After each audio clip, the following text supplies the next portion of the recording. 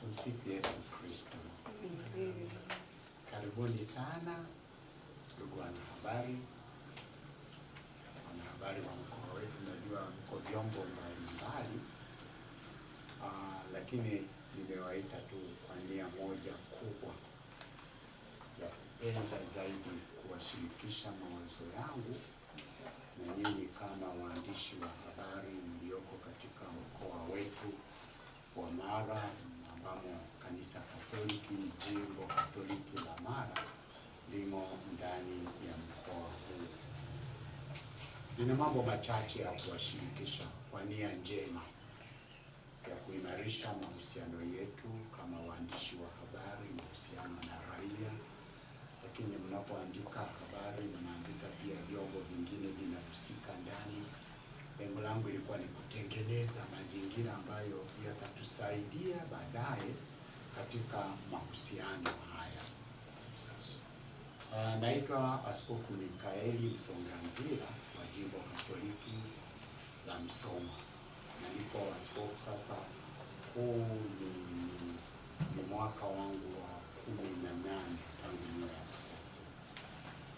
Mambo mengi yametendeka na vyombo vya habari vimehusika katika kuyatangaza, kuyatetea, kuyaeneza na ndio furaha yetu tunapopata vitu vinavyotujulisha taarifa mbalimbali kwa ajili pia ya ustawi wa wananchi wote. Wiki iliyopita tulikuwa na matukio mawili ya pekee sana. Tukio la kwanza lilikuwa ni tarehe 6.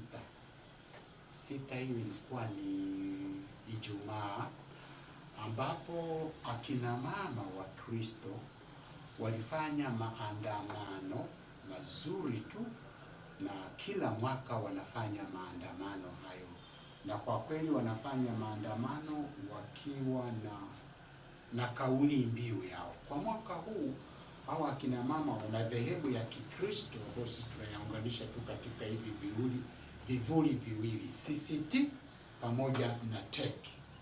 Mwaka huu katika manispaa ya Msoma walikutana na kusali pamoja, na lengo lao kimsingi ilikuwa ni kushirikiana na kushirikishana mambo yanavyoonekana katika ulimwengu unaowazunguka. Na kwa namna ya pekee sana walikutana ili kuungana mkono na akina mama wanaohangaika sana na wanashiriki mateso makali. Na kauli mbiu yao ilikuwa ni hii: ni kutoka mafundisho ya Bwana wetu Yesu Kristo yanayopatikana katika Injili ya Mathayo sura ya 11 mstari wa 28 hadi 30. njooni kwangu ninyi nyote msumbukao na wenye kulemewa na mizigo, nami nitawapumzisha. Kwa hiyo walifanya maandamano, na tunashukuru Mungu kwamba walisindikizwa na vyombo vya ulinzi, polisi, na wakasindikiza mpaka wakafikisha hapo walipokuwa wamedhamiria kufika, ambapo ni kanisa kuu la Kanisa Katoliki Cathedral, kanisa kuu la jimbo la Msoma, ndipo hapo, na walipokelewa na padri mhudumu wa hapo. Hilo hatuna shida nalo, kwa sababu niliungwa mkono na waandishi wa habari, mlishiriki vizuri sana katika kulisambaza katika vyombo vingi vya habari. Hilo likapita. Likaja la pili, tarehe 8, siku inayojulikana rasmi kuwa ni siku ya kina mama, na bahati nzuri siku hii imekuwa ni Jumapili, na watu wameenda kusali kwenye makanisa. Na yamekuwepo makundi mbalimbali, kama sikosei kimkoa, siku ya kina mama iliadhimishiwa nadhani wilaya ya Serengeti, Mgumu, na huko pia mlikuweko na habari mmezisambaza vizuri sana.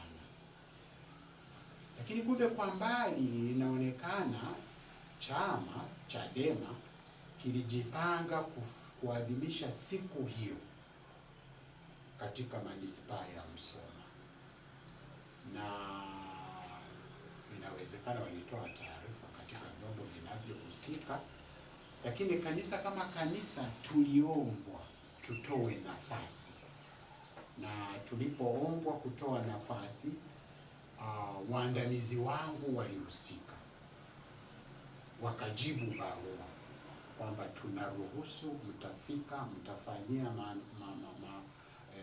mijadala yenu na kongamano lenu katika viwanja vinaitwa viwanja vya Matumaini, na baadaye ukumbi wa Askofu John Rudi. Mawasiliano haya ni ya kawaida kabisa, ni mawasiliano ya kiutawala. Sasa kwa bahati mbaya hatukujua kama hawa watu wamezuiliwa wasifanye maandamano, nadhani mahali popote Tanzania. Ninasema hatukujua, na kutokujua hakutuepushi katika makosa. Waandamizi wangu walipokea taarifa kutoka jeshi la polisi hapa manispaa, wakimpigia simu huyo mwandamizi wangu akisema, tumesikia mmeruhusu au mmetoa kibali kwa akina mama wa Chadema BAWACHA. Yule msaidizi wangu akajibu, ni kweli wametuandikia barua na tumewajibu. Basi huyo mhusika, sijui kama ni msemaji wa polisi ama ndiye mkuu wa polisi katika manispaa ile, akasema hatuwaruhusu wafanye vikao vyao, wafanye maandamano yao, wafanye majadiliano yao, wakataze. Mimi nilikuwepo wakati wanaongea, nasema sio kwamba tuwakataze sisi polisi, nyinyi ndio muwaandikie barua, kwa sababu mliwaandikia barua ya kuwaruhusu. Yule akaniuliza, baba, tufanye nini? Nasema fuata maagizo, kuandika barua sio shida, kwa sababu unaweza ukaandika tu barua, nimeelekezwa na jeshi la polisi kwamba mkutano wenu hapa sio halali, kwa hiyo tunasitisha. Kwa hiyo nikamwambia, andika, lakini tupeleke kopi ya polisi. Kwa hiyo huyo msaidizi wangu akaandika hiyo, akiwaandikia sasa hawa BAWACHA, kwa sababu zilizo nje ya uwezo wetu, basi tunasitisha hicho kibali tulichokuwa tumewapatia. Lakini kabla ya hapo yalikuwepo majibizano sio rafiki kutoka kwa huyo msemaji wa polisi, walipokuwa wanabishana kwamba, lakini sasa si nyinyi muandike. Anasema, baba padri, nakwambia usipoandika sisi tutalala hapo hapo, na madhara yoyote yakitokea shauri yenu. He seriously strike sana. Kasema kwa nini tutangulize madhara zaidi wakati kuna uwezekano tu mambo yakaisha bila madhara?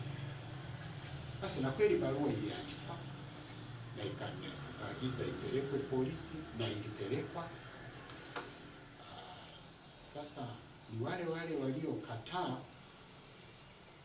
wasiwaandikie hawa watu barua kwamba hawaruhusiwi kufanya mikutano au kongamano mahali popote. Ni hao walipoipiga muhuri wakaisambaza kwenye vyombo vya habari.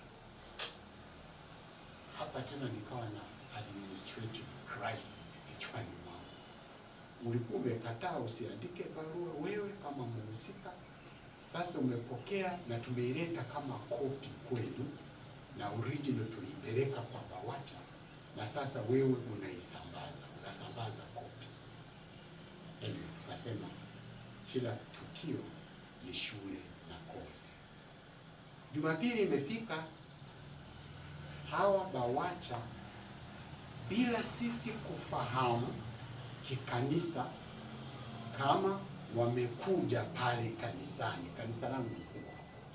Kwa hiyo waliingia na wameingia kanisani, na ninadhani walisensi kwamba tunatafutwa, tunafuatiliwa, kwa sababu simulizi nilizo na uhakika nazo ni kwamba hawakuingia na mavazi ya Chadema kwenye eneo la kanisa, lakini wameingia wakaenda ufichoni mahali fulani wakavaa sasa nguo za Chadema na baadaye wakaingia kanisani na wameshiriki ibada vizuri tu. Tuna kanuni moja, haturuhusu sana mambo ya siasa yafanyike kanisani, lakini pia wakati mwingine tunaongozwa na busara na hekima ya hali ya juu. Aliongoza ibada siku ile hakusema kabisa kwamba nyinyi mliovaa nguo za Chadema ondokeni hapo. Hapana, hakusema. Na baadaye nilipomuuliza akasema mimi sikuwa naona vizuri, niliamini ni chama fulani cha kitume, kwa sababu tuna vyama vya kitume ndani ya kanisa Katoliki. Tuna WAWATA wanavaa nguo zao za WAWATA, halafu tuna UWAKA na wenyewe wana nguo zao, tuna Moyo Mtakatifu wa Yesu wana nguo zao, tuna VIWAWA. Kwa hiyo kumbe yeye alipoona wameingia alijua tu ni waumini katika harakati za chama cha kitume. Alishangaa tu sasa baada ya misa wametoka, halafu ghafla wanakutana na mwandishi wa habari ambaye sasa alianza kuwahoji hapo.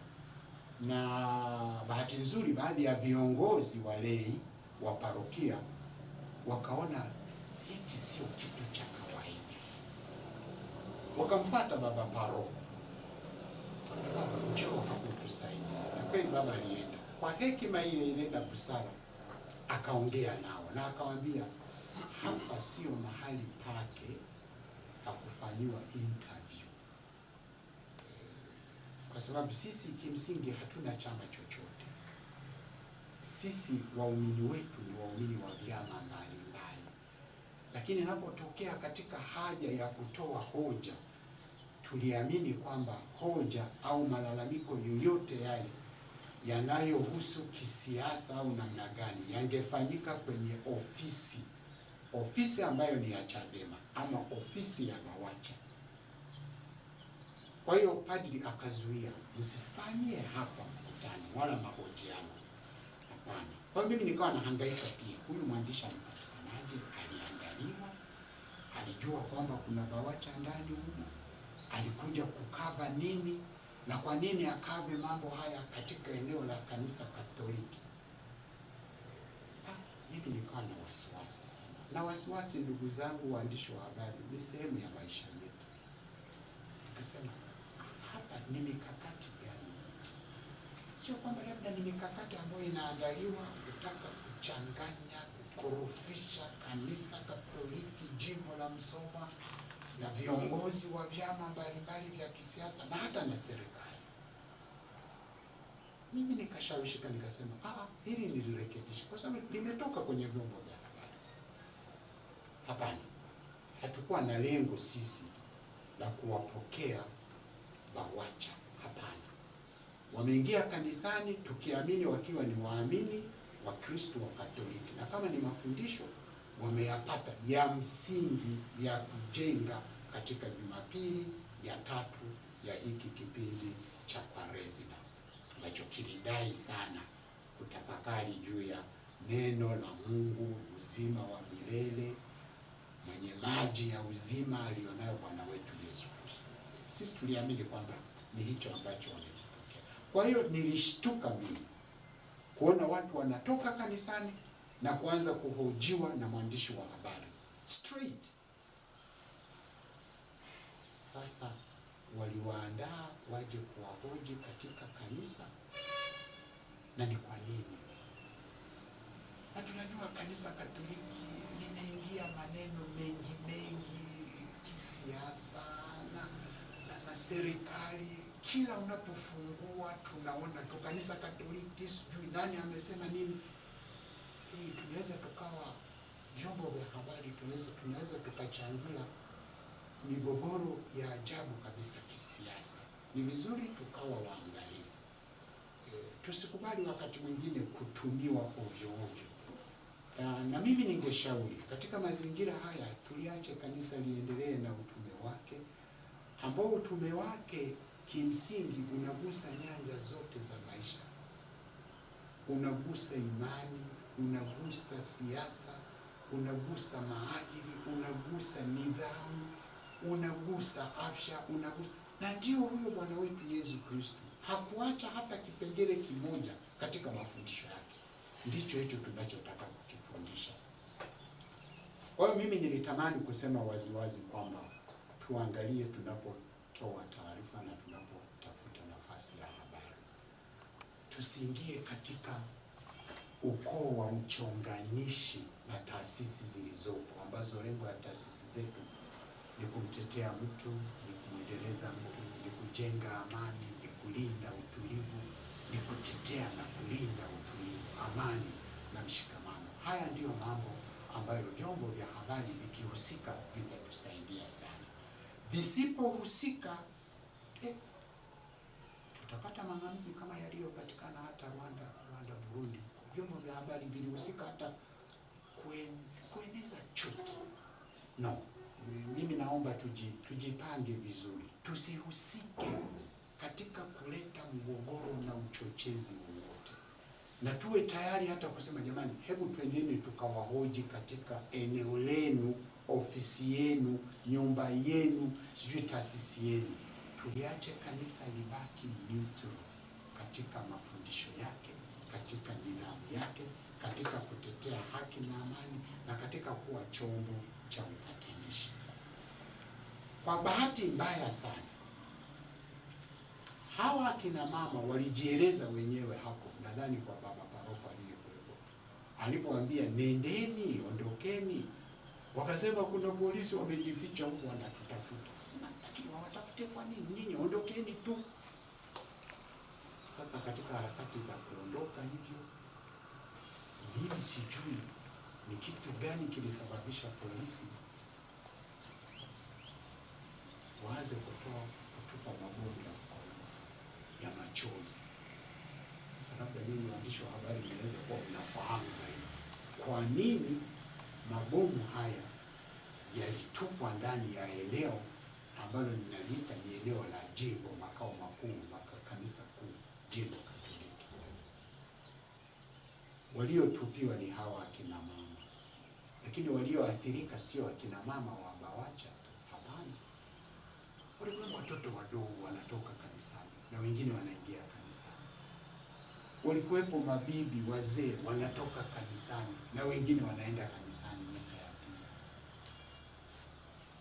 Ninahangaishwa kidogo na mwelekeo wa jeshi la polisi.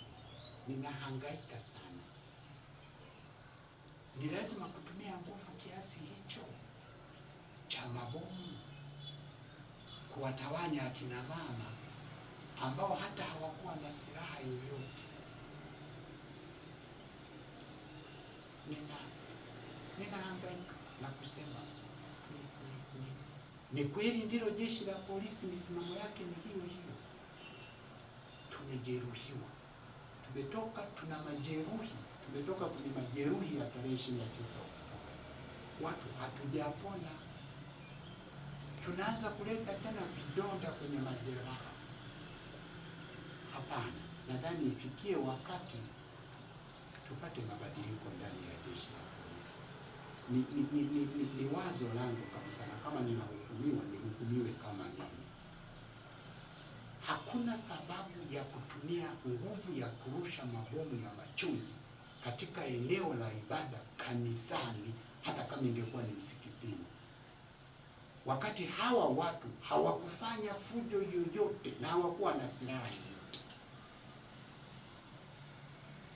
Wajibu wao polisi ni kulinda amani na mali ya vitu, ni kutetea amani na mali ya vitu, lakini ni kuilinda na kuieneza amani.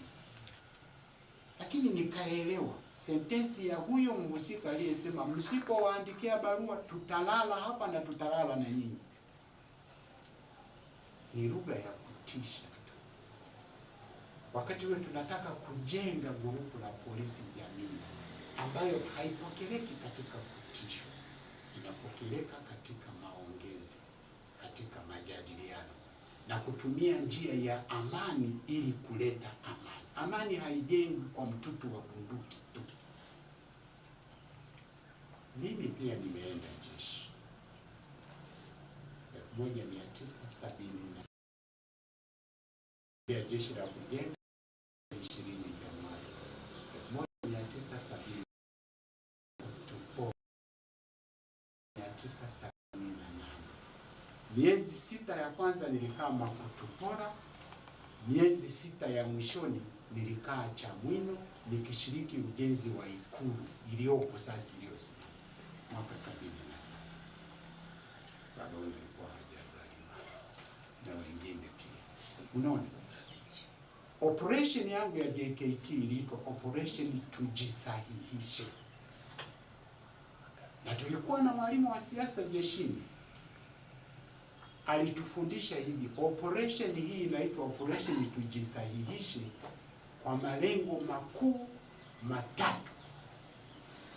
La kwanza, tutambue kasoro za tano ni zipi, na pili, tutambue kasoro za ASP ni zipi na zimejitokeza tangu tupate uhuru na muungano. CCM inakuja kama chama kipya. Operation yetu inaitwa Tujisahihishe, ili kuyaacha yale ya tano na ya ASP na kuchukua yale mazuri. Kwa hiyo tunaanza kitu kipya. Mimi nadhani hata jeshi la polisi lina nafasi ya kujisahihisha, lisitumike tu kwa njia ya kulinda amani kwa njia ya fujo. Halafu napiga mabomu, unaopiga mabomu ni akina mama. Ningekuwa mimi ni polisi siku hiyo, ningenunua kanga, ningenunua vitenge na ningewachapa tu akina mama kwa vitenge kanga hizo. Chapa tu bwana mama, mwambie ondoka, achukua zawadi yako hiyo. Hawakuwa na silaha hawa watu. Kwa nini tutumie nguvu za ziada hizo? Mimi naamini nafasi tuna nafasi pia hata ya kuandika ya kuongeza uwigo ndani ya polisi. Sina uhakika, sijui structure iliyomo ndani ya polisi, lakini sasa ni muda mwafaka wa kuwatafuta hata philosophers wa jeshi la polisi, sociologist wa jeshi la polisi, anthropologist wa jeshi la polisi. Jeshi letu politicize, tuliingizie siasa likomae. Kupiga watu namna hii sio dalili ya ukomavu. Na mimi haya yote nayafikiria kama ni majeraha tuliyoyapata, hatujapona. Hiyo tarehe 29 hatujapona, tuna majeraha, na waliojeruhiwa ni wengi. Ni sisi tuondokane na mazingira haya ya nguvu kila wakati. na mbaya zaidi unatumia nguvu katika eneo la ibada, na eneo la ibada ni pana, halifungi tu na ule ukuta. Mimi eneo la ibada linaenda mpaka kwenye barabara hiyo ya rami. Sasa mimi kwa kitendo hiki kweli ninalaani. Sio kitendo kinachopaswa kupokelewa na mtu yeyote mwenye busara, akili na hekima. Tunahitaji katika mazingira yetu, tunahitaji kuwa watu waliojiongeza kujenga amani. Tuwe na watu wa namna hiyo, na daima tutumie zaidi hata hekima na busara katika kutii amri. Katika kutii amri, mimi sidhani kama polisi yeyote anaweza akaambiwa ua na akamwona mama yake pale akasema nimeambiwa kuua na kuua mama. Haiwezekani. Kuna linki kubwa sana kati ya wewe na mama yako na baba yako na mtoto wako.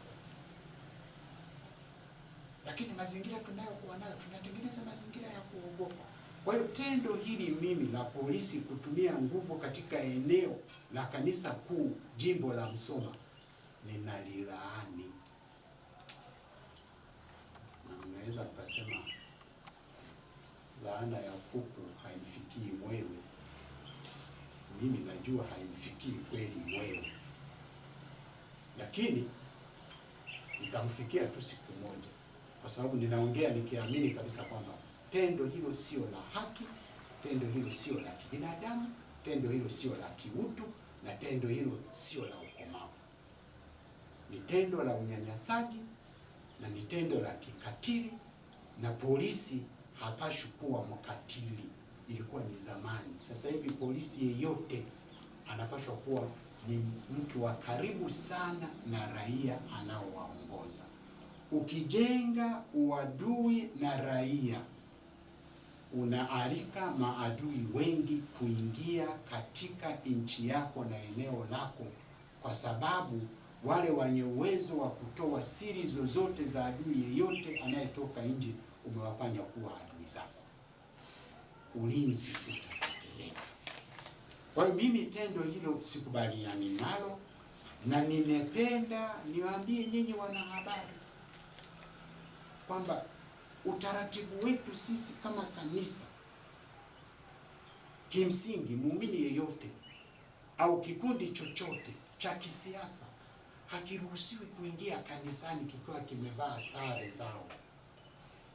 Tunaweza tukaruhusu polisi akaingia amevaa sare, kwa sababu wakati mwingine tunaomba msaada wa ulinzi, lakini kisiasa hapana. Na ni makando kando hayo tumeyapeleka mpaka tukasema, tukafikia mahali tunaamua kwamba tusiruhusu tena watu wa siasa waongee kama kutoa mihadhara ndani ya kanisa wakati wa ibada. Tunajaribu kuepa influence hii. Kwa hiyo mimi ninalaani kitendo hicho, na sisi kama kanisa wote wanachama wa vyama vyote ni abiria wetu wote. Yaani wote ni abiria wangu, mimi ni taxi driver. Wote. Kazi yangu mimi ni kubeba, awe mwanaume, awe mwanamke, awe mnene, awe mwembamba, awe albino, ni mimi kama kiongozi wa kanisa ninawabeba wote hawa. Sasa yanapotokea matukio ya namna hii, waandishi wa habari pia tuwe waangalifu. Tusichomekee humo kwamba labda kanisa Katoliki lilihifadhi BAWACHA. Hatukuwahifadhi sisi, wale wamekuja kama abiria wetu, waamini wetu. Na padri alitumia busara kubwa sana kwamba hatukuona kule kuwa na nguo za BAWACHA kuwa ni kitu cha kung'ang'ania katika misimamo yetu kwamba ondokeni. Ningemshangaa angewaambia, na wala hakusema chochote.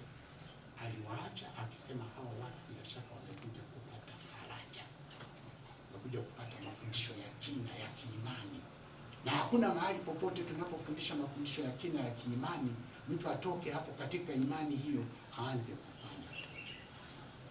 Kumbe tukae vizuri, tunapoandika taarifa tuziandike vizuri kwanza na zisiwe za uchochezi, na ikiwezekana tuombe hata kibali kwamba mimi ninakuja hapa nina maongezi na watu fulani, omba kibali. Kwa sababu ni eneo la kanisa. Hatutaki kuchonganisha au kuchonganishwa na vyombo vya habari. Hatutaki. Na sio kauli yetu, na sio huruka yetu. Huruka yetu ni kutaka kujenga mahusiano mazuri. Sasa tunapoona vyombo vya habari pia vinaandika vitu vingi vinavyohusu kanisa Katoliki na serikali na baadhi ya watu, nadhani ifikie mahali fulani tuyaache tu wakati mwingine. Na mimi nasisitiza tu kwamba nalaani polisi kwa tendo walilolifanya, na ninasikitika waandishi kuwafuata hawa watu katika eneo la kanisa, na ningejua mapema kwamba kuna nani hiyo, na mimi ningewazuia. Lakini pia na polisi wachukue mkondo mzuri. Polisi ni raia wa Tanzania waliojengwa katika uraia wa kweli, na baba wa taifa alijenga polisi inayojulikana kutetea amani, kulinda amani, sio kwa njia ya silaha. Kwa hiyo matendo haya, ndugu zangu, niombe tu kwamba kitendo kile kilichoonyeshwa ninakiangalia kama kinataka kuchonganisha kanisa pengine na serikali, wakati sisi sote tunategemeana, wote tunategemeana. Jeshi la polisi linamtegemea raia, raia anamtegemea polisi. Jeshi la polisi linawategemea pia viongozi wa kanisa, viongozi wa imani, na viongozi wa imani wanawategemea pia jeshi la polisi, jeshi la ulinzi, majeshi yote ya usalama. Ni vizuri tuonyeshe kutegemeana, kila mmoja pale alipo na atimize wajibu wake bila kuleta madhara. Labda kama imetumika nguvu ya ziada nyingine ikipambana na wewe polisi. Lakini mimi nimeulizia sana, kuna mama yeyote BAWACHA aliyechukua jiwe akamtupia polisi? Wakasema hapakuwepo. Kuna nini sasa kilichofanyika? Unaona? Kwa hiyo ndio mazingira haya. Nipende sana kuwaomba wanahabari tushiriki tunapotoa habari. Sasa hivi tujikite katika kutangaza habari ambazo kimsingi zisilete utengano, zisilete marumbano ya ajabu ajabu. Tukazanie zaidi kujenga umoja, kutetea amani kwa njia ya amani. Na polisi, jeshi la polisi, mimi ninasisitiza, jipangeni. Tunahitaji kujenga roho ya amani zaidi kuliko roho ya kutumia silaha mahali popote kila mahali. Tumieni hekima na busara na ujuzi wenu na weledi wenu vizuri kabisa, lakini sio kuwasumbua watu na kuwafanya watu waanze kulia ndani ya makanisa tadhani wanamlilia Yesu. Hapana. Na yeye Yesu aliwaambia, jililieni nafsi zenu na watoto wenu. Kwa hiyo mimi nimewaita nikiwa na hilo lengo, kutoa mawazo yangu na kuonyesha msimamo wangu. Nisingependa mahali ambapo lipo kanisa patumike kama mahali pa kuandikia habari za kisiasa. Hapana. Njoni kanisani, andikeni habari zinazohusu kanisa. Lakini zile zinazohusu siasa na nini, nendeni kwenye makao makuu yao au mitaani humu wanapokutanika watu wengi. Lakini pia tuonyeshe heshima kwa watu wote wanaokuja kusali na kumwabudu Mungu. Sio mahali pa kutumia nguvu, mahali pa kutumia mabomu ya kutoa machozi. Chagueni, na ikiwezekana mu-identify watu, muwachukue pembeni. Lakini kupiga mabomu, watoto wadogo wanatoka kanisani, hatujapoa. Bado tuna chuki, bado tuna kiu, bado tuna maumivu. Tumeambiwa tusiongelee. Lakini ni sawa na kumwambia samehe na kusahau. Unaweza ukasamehe, unaweza kusahau, ili unaweza kusamehe.